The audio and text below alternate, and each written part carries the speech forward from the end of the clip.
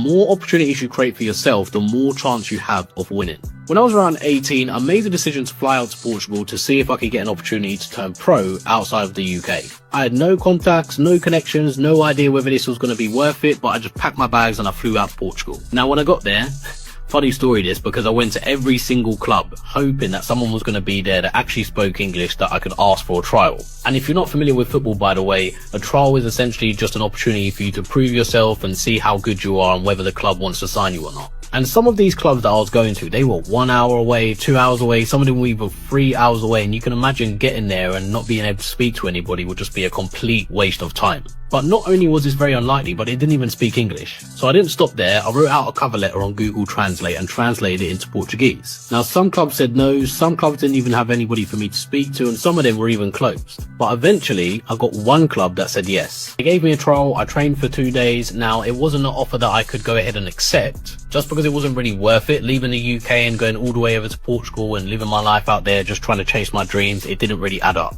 Now the moral of the story is, if you keep knocking on doors, doors will open. And sometimes that's all you need. One good client to grow your business, one opportunity for you to get to the next level. And like I said at the start of this video, the more opportunities you create for yourself, the more chance you have of winning. Even if you need to travel to the other side of the world just to get that opportunity, do it.